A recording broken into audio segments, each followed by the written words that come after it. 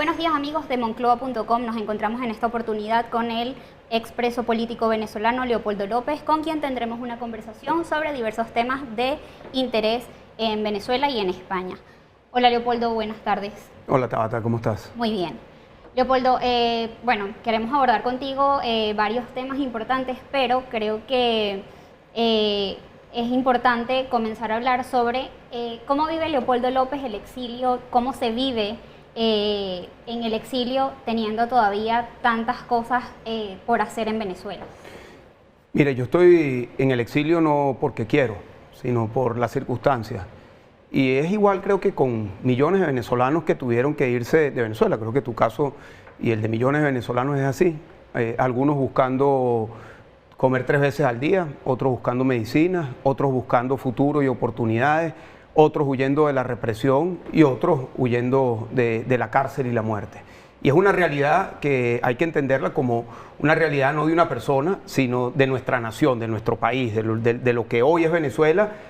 Parte de lo que hoy es Venezuela son 7 millones de personas que estamos afuera. Vivirlo no es fácil. Yo me he dedicado a Venezuela, mi pasión, mi sueño, mi familia, todo para mí es Venezuela. Y estar en el exilio es un desafío de cómo mantenerse vinculado directamente a lo que ocurre allí y también apoyar desde afuera al cambio político que es nuestra misión, y salir de la dictadura.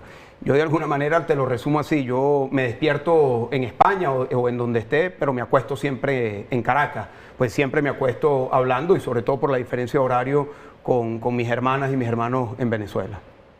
¿Cómo se concretó tu salida del país, Leopoldo? Eso es algo que la opinión pública siempre ha tenido la curiosidad. ¿Cómo se concretó? ¿Por qué se tomó la decisión de que desde afuera era mejor trabajar en función de lo que se quiere por Venezuela? Mira, ya yo había cumplido 7 años privado de libertad, 4 años en la cárcel militar de Ramo Verde, en donde estuve la mayor cantidad de ese tiempo en confinamiento solitario. Después me llevan a casa por cárcel, de casa por cárcel me llevan nuevamente a la cárcel militar de Ramo Verde, luego nuevamente a mi casa, convierten mi casa en una prisión para mí, para mis hijos, me ponen 2 grilletes, no 1, sino 2 en cada tobillo. Tenía que tomarme 4 fotos al día, a las 6 de la mañana, a las 12 del día, a las 4 de la tarde y a las 8 de la noche, con un periódico, como si fuese un secuestrado. Mi familia también sometida a la humillación permanente. De esa situación salgo liberado por mis propios captores, por militares, policías, en abril del año 19. Ese día busqué refugio en la Embajada de España, en donde estuve 1 año y medio, y desde allí escapé a finales del año 2020. Ya habían pasado, como te dije, casi 7 años, y tenía pues distintas razones para tomar esa decisión. La primera de ellas es que me di cuenta que desde afuera podía colaborar más, con más libertad, pero también una realidad personal. Yo tenía 6 años sin ver a mi padre, 4 años sin ver a mi madre. Mi madre estaba en un proceso de diálisis muy delicado, estaba a punto de tener un trasplante de riñón. Tenía 2 años sin ver a mis hijos y a mi esposa. Y pues también tenía esa obligación, porque uno como persona tiene una obligación con el sueño, con a lo que nos dedicamos como personas, pero también a la familia. Y fue una decisión muy difícil, de verdad, muy difícil. Yo recuerdo ese día como un día triste, tener que haberme ido de Venezuela, pero también lo recuerdo como un día de compromiso y esperanza para regresar. Me llevé un puño de arena que lo tengo en la casa de la orilla de donde crucé hacia Colombia, y lo tengo en la casa. ¿Qué falló el 30 de abril de 2019? Mira, el 30 de abril del 2019 podríamos hablar largo, sin embargo, tú me preguntas qué falló. Allí había un compromiso por parte del Tribunal Supremo de Injusticia, por parte de Michael Moreno, que había negociado abiertamente con los sectores del gobierno interino y también con representantes del gobierno americano a través de una persona que se llamaba Framik Rojas, una sentencia que iba a salir, que ya de hecho estaba redactada, en donde desconocía la legitimidad de la elección de Maduro en el año 18, declarándola como de hecho lo que fue, fraudulenta, restándole la legitimidad a la Asamblea Constituyente y llamando a unas elecciones libres. Esa sentencia debía haber salido ese día entre las 11 y las 12 del mediodía, e iba a ser una señal para otros pronunciamientos militares y policiales que estaban también comprometidos. Al no darse eso, pues no hubo la posibilidad de que se diesen esos pronunciamientos. Yo quiero dejar claro que lo que estaba planteado ese día no era tomar una instalación por asalto, sino era tener una manifestación popular acompañada de sectores militares y policiales, que es de hecho lo que ocurrió en la mañana de ese día. Y es de hecho lo que ocurrió en Bolivia meses después, cuando luego del fraude electoral de Evo Morales, las protestas no son lo que sacan a Evo Morales, sino fue cuando a las protestas se le sumaron militares y policías.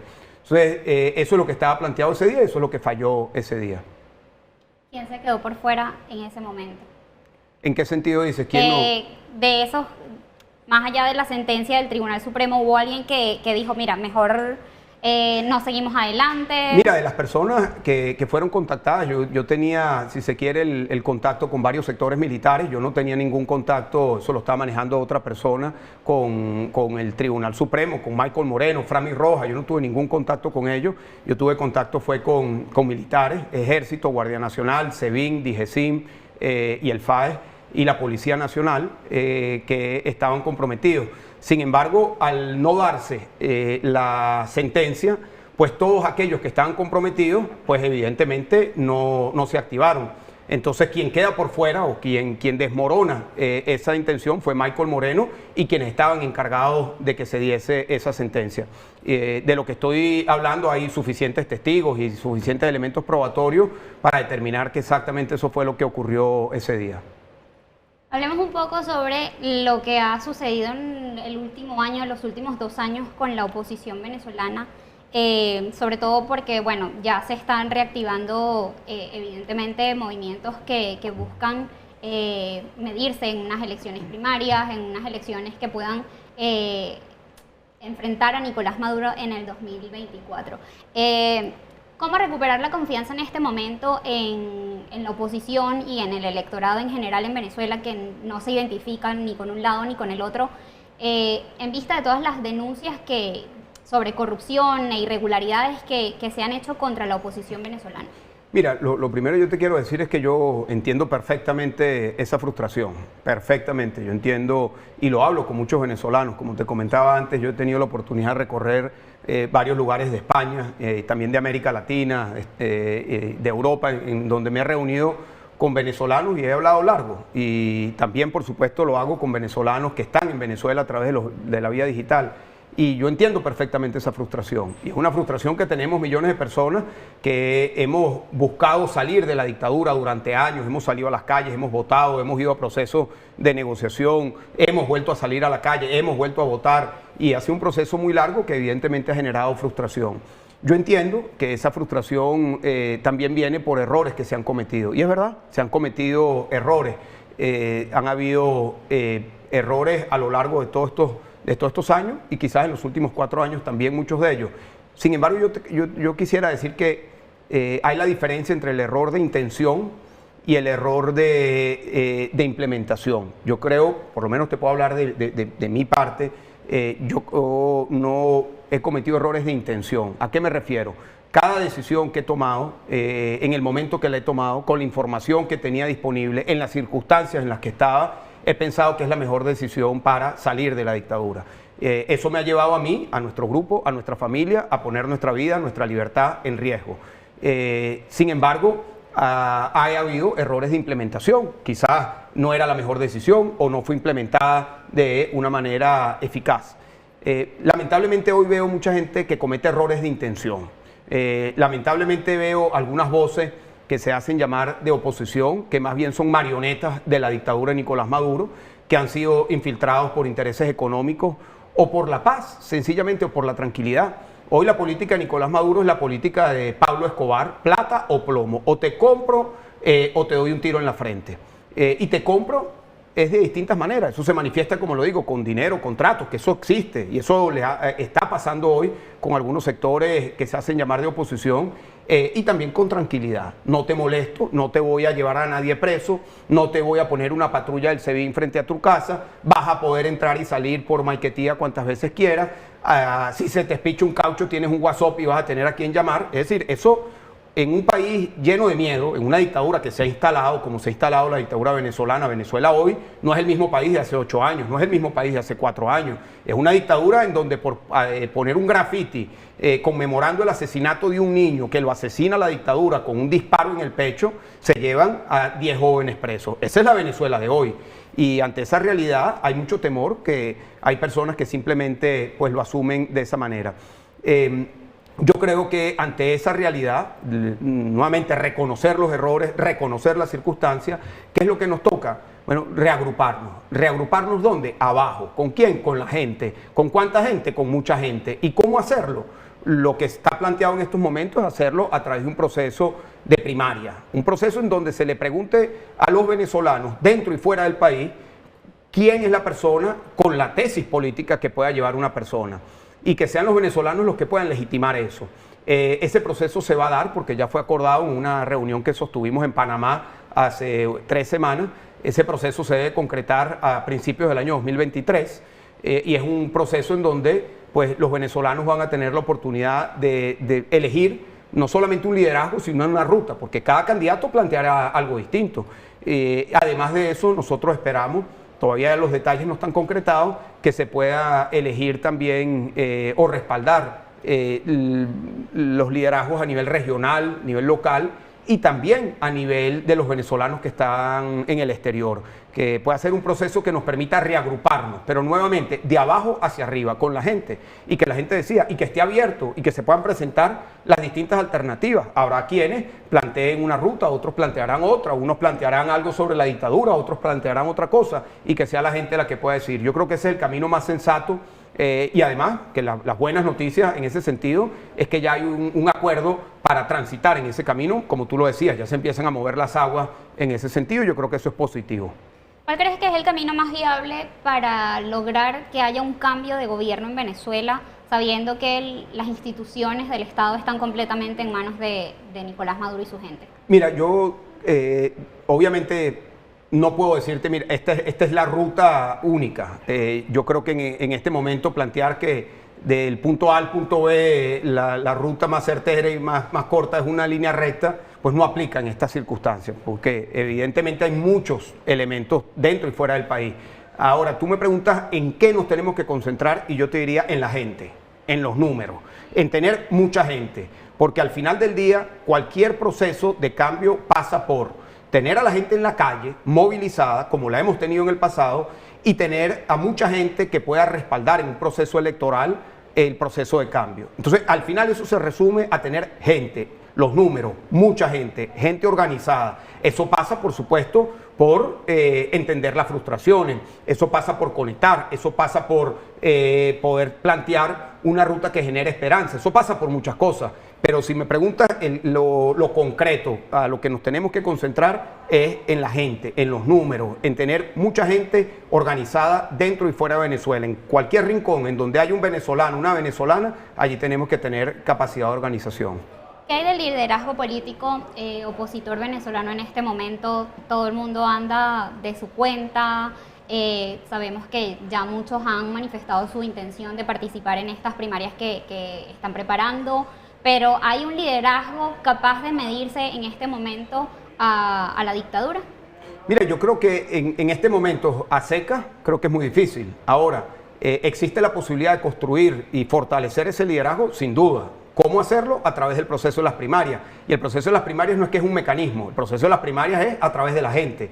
Entonces, ¿cómo legitimar, cómo darle fuerza a ese liderazgo? Quien vaya a ser, cualquier mujer, hombre, del partido que sea independiente, quien vaya a asumir esa conducción, que sea con el respaldo de la gente, yo creo que eso es lo que va a permitir que tengamos un nuevo ciclo de movilización, de organización, de esperanza, porque se construye de abajo hacia arriba, con la gente. Yo creo que allí es donde está la clave y de allí es donde nos tenemos que centrar.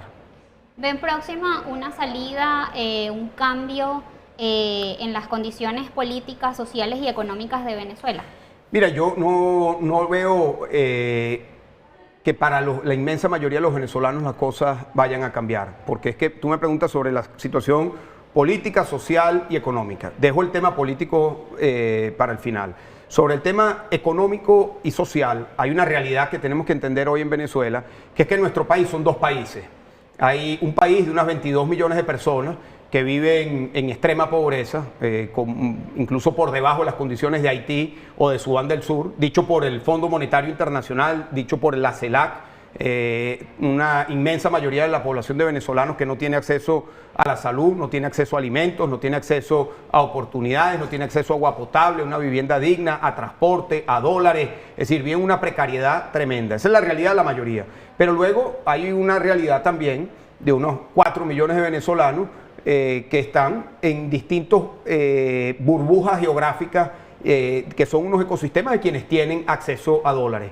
Y allí, en parte de esas burbujas, parte de ese sector, viven una opulencia y una riqueza, bueno, comparada a lo que se puede ser la mayor opulencia y riqueza en Londres, en París, en Nueva York, en cualquier ciudad en donde se vean esos niveles. Hoy por eso se habla de Venezuela con mucha sorpresa lo que ocurre con los bodegones, pero no solo eso. En Venezuela hay concesionarios de Ferrari, de Lamborghini, en donde venden el carro y además te tienen que vender la gasolina. En Venezuela se están construyendo en algunas partes de la ciudad unas grandes torres que al final quedan vacías. En Venezuela hoy se habla mucho de la cantidad de restaurantes que están abriendo, pero eso es para un segmento muy pequeño. Eso es para un segmento que está hoy aprovechando lo que ha sido la apertura hacia la dolarización, que era inevitable, por cierto, porque tuvimos 25.000% de inflación. Entonces, la situación económica y social se viene deteriorando y eso, el mejor síntoma que explica eso o que justifica cómo eso se viene deteriorando es la migración, continúa. La semana pasada vimos cómo 15.000 venezolanos, que no son, eso es casi un estadio universitario de gente, están organizados, venezolanos en el sur de México, se están organizando una marcha para llegar a la frontera con los Estados Unidos. Y el flujo migratorio de venezolanos que atraviesan Colombia continúa creciendo. ¿Y por qué continúa? Bueno, porque es que la situación es muy precaria para la inmensa mayoría. Evidentemente eso no veo que vaya a cambiar para las grandes mayorías del país. Creo que puede continuar dándose esta mega desigualdad que hay en Venezuela. Hoy Venezuela seguro es uno de los países más desiguales del mundo, seguro. Y yo creo que eso para este sector probablemente puede continuar estabilizándose o manteniéndose así, pero la inmensa mayoría se va a continuar empobreciendo. En lo político, la posibilidad de que haya un cambio está centrada en poder lograr una negociación efectiva, una negociación que permita abrir las compuertas hacia una elección con condiciones o con más condiciones de las que hoy hay. Hoy hay, todos los liderazgos prácticamente están inhabilitados, los partidos están expropiados, los medios de comunicación están secuestrados, el registro electoral es opaco, el sistema de votación es más que opaco, Smartmatic incluso acaba de demandar el CNE porque inflaron casi 2 millones de votos en el año 17 con el CNE y la constituyente. Es decir, hoy en día no hay ninguna condición electoral, pero solo a través de un proceso de negociación, que en un proceso de negociación entendamos lo que está planteado en esa mesa. Esa mesa lo que está planteado, para simplificar, es de un lado buscar condiciones y del otro lado la dictadura está buscando flexibilizar las sanciones. De eso se ha hablado mucho durante los últimos meses. En mi opinión, yo creo que esa es la herramienta que se tiene, son las sanciones. Que las sanciones se flexibilicen si hay condiciones electorales es la razón por la cual se impusieron sanciones. Ahora, que se flexibilicen sanciones sin tener ninguna contraparte es algo con lo que nosotros no vamos a estar de acuerdo. Ni estamos ni estaremos de acuerdo. Pero se volverán a meter en esta dinámica porque, a ver, faltan todavía 2 años, casi 2 años y medio para que se puedan hacer elecciones en Venezuela si a Nicolás Maduro no se le ocurre adelantarlas. Pero volvemos a la dinámica de nosotros vamos a negociar, qué es lo que se va a negociar. Al final, digamos, termina la oposición envuelta en esta dinámica del chavismo, del régimen de Maduro, de vamos a elecciones como sea. Y entonces vuelve otra vez la disyuntiva de si no participamos cedemos. ¿Cómo explotar ese ciclo que tenemos ya años arrastrando? No, y tienes toda la razón. Eso ha sido así, ese es el gran riesgo. ¿Qué es distinto de este proceso? Nuevamente, es una ventana de oportunidad. Podemos seguir en un camino como el que tú describes. Eso puede pasar perfectamente. Nosotros evidentemente no acompañamos unas elecciones en esas condiciones, sino que estaremos luchando para que esas condiciones sean las que permitan el cambio político, porque no tiene ningún sentido ir a una elección en donde ya de entrada es imposible plantear el cambio político. Es decir, ir por participar simplemente no tiene sentido. Es ir para poder conquistar un cambio político, en donde la dictadura pues también presentará su alternativa en condiciones que permita la competencia electoral. Sin embargo, la diferencia de esta oportunidad son las sanciones. Y también hay una diferencia importante, que es que hay un acompañamiento para que esas sanciones se utilicen para eso. Y eso no fue así en ninguno de los otros procesos de negociación. Eso no fue así en el año 19, eso no fue así en el año 18, eso no fue así en ninguno de los otros procesos. Incluso en todos esos procesos el acompañamiento internacional era bastante tibio y a veces hasta diferentes opiniones entre países y diferentes opiniones hasta dentro de los mismos gobiernos de los países. Hoy en día hay una mayor cohesión de los países que apoyan el cambio político en Venezuela: Canadá, los Estados Unidos, la Unión Europea, los países democráticos del continente americano, que es utilizar este proceso para abrir condiciones electorales. Y la diferencia está también en las sanciones. ¿La dictadura necesita que se levanten las sanciones? Sí lo necesita. ¿Por qué? Porque a pesar de que han aumentado los precios petroleros de una manera muy significativa por la invasión de Rusia a Ucrania, la realidad es que en Venezuela dejó de ser un país petrolero. Ya no somos un país petrolero. Venezuela en el mes de mayo produjo un poco más de 250.000 barriles de petróleo al día. Un colapso de lo que habían sido los primeros meses del año. ¿Y por qué? Bueno, porque destruyeron la industria petrolera, porque quienes están a la cabeza de la industria petrolera son incapaces, pero además son unos delincuentes corruptos, y hemos visto, bueno, nada más en Estados Unidos hay más de 60 casos que se están litigando por la corrupción asociada a PDVSA. Pero además de eso, porque PDVSA la desmembraron. Hoy la industria petrolera es una colcha de retazos. Uno de los negocios de la economía criminal de Maduro es la venta de chatarra, y esto te lo pueden relatar muchos venezolanos de las zonas petroleras, cómo hay gandolas y gandolas desmantelando las instalaciones petroleras en el oriente y en el occidente del país, vendiendo el gran negocio de las chatarras. Es decir, se ha desmantelado PDVSA. Además de eso, hay una situación geopolítica, que es que el petróleo venezolano que se exportaba, el 100% que no se le regalaba a Cuba, iba a China. Y como China comienza a comprar el petróleo que Rusia no le está comprando, que no le está vendiendo ni a Estados Unidos ni a Europa, China ya tiene sus cuotas copadas. Entonces también hay un problema geopolítico. Y además de eso, la posibilidad para la dictadura que genere ingresos. Entonces a la dictadura también le interesa este levantamiento. Pero insisto, esto tiene sentido sí y solo si hay el compromiso claro y que sea verificable de que hay un cambio en las condiciones para ir a una elección. De lo contrario, no tiene ningún sentido levantar las sanciones.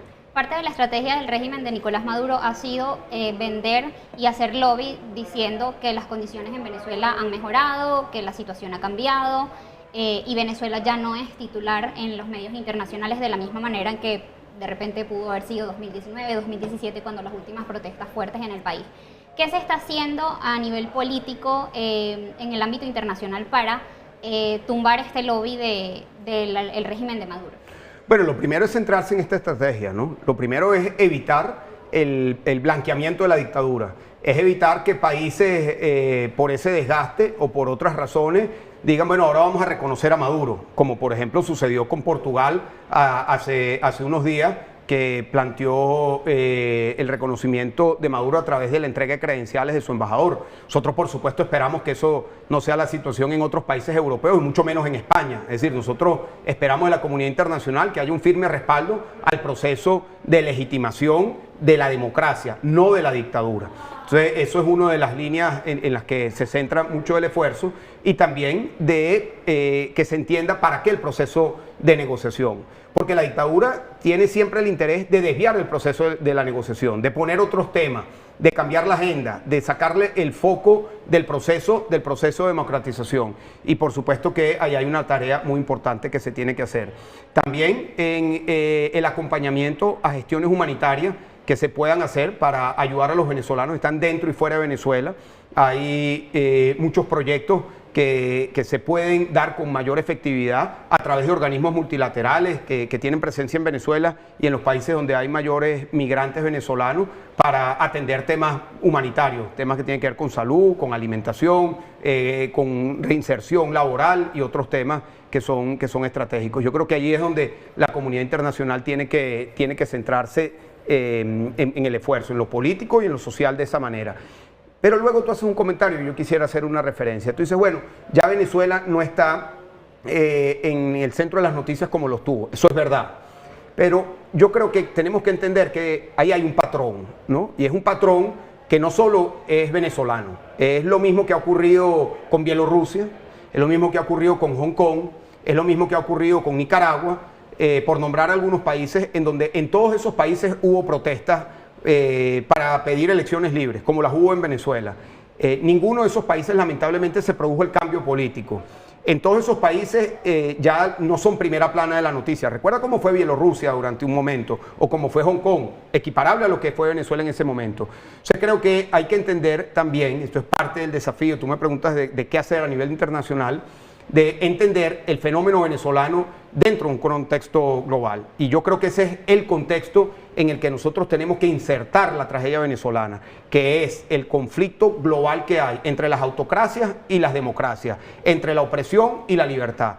Y en ese sentido, para mí queda muy claro que nuestros aliados son los bielorrusos, los rusos que quieren libertad, los líderes que quieren democracia en Hong Kong, los nicaragüenses que quieren democracia y elecciones libres, los cubanos que quieren democracia y elecciones libres. Esos tienen que ser nuestros aliados. Y yo he estado trabajando en buscar tejer esas alianzas y me he encontrado con un espacio muy fértil para construir apoyos mutuos, porque nuestras historias, a pesar de que nuestras culturas, color de piel, religión, clima, todo es muy distinto, nuestra realidad en la confrontación contra dictaduras es muy parecida y ahí hay mucho que hacer y es parte de lo que yo le estoy dedicando mi tiempo. Leopoldo, este último minuto te lo cedo para que le envíes un mensaje directo a ese venezolano que perdió la fe, a ese venezolano que está más envuelto en resolver su día a día y su situación y que dice que ya tiene muchos años batallando contra lo mismo. ¿Qué mensaje le enviarías tú a estas personas? Bueno, primero que nada, yo a todos los venezolanos les diría que yo entiendo la frustración, la entiendo perfectamente, yo también la tengo, como la tenemos millones de venezolanos. Sin embargo, nuestro gran desafío es no perder la esperanza y poder mantenernos, cada quien desde su espacio, llenos de esperanza de que Venezuela puede ser una mucho mejor Venezuela. Y eso solo lo podemos lograr si somos un país libre. Y para ser un país libre necesitamos tener elecciones libres y que sea la gente la que decida cuál va a ser nuestro futuro. Yo entiendo que esa frustración puede llevar a desmovilizarse. Por aquí hemos pasado muchas veces antes en este largo camino por la democracia. Así fue el año 2018 y así fue el año 2004 y así fueron muchos años en donde tuvimos un gran bajón. Pero también hemos sabido levantarnos. Yo los llamo para que cada quien pueda contribuir a levantarnos. Hay un proceso muy importante que nos corresponde a todos, que es organizarnos. Y en este sentido se lo digo no solamente a los venezolanos que están en Venezuela, sino también los venezolanos que están en cualquier rincón del mundo. Nos corresponde a nosotros, a esos 7 millones de venezolanos que estamos afuera, organizarnos, que nuestra voz sea escuchada, que podamos expresar los intereses de los venezolanos en cualquier rincón del mundo, pero también exigir a cualquier gobierno del mundo que presionen para que en Venezuela haya democracia, libertad y elecciones libres. Y nuevamente a todos lo único que les pido es que mantengan la esperanza, mantengan la convicción de que Venezuela puede y tiene que ser un país libre. Muchísimas gracias, Leopoldo. Bien amigos, esto ha sido todo. Esperamos que disfruten la entrevista.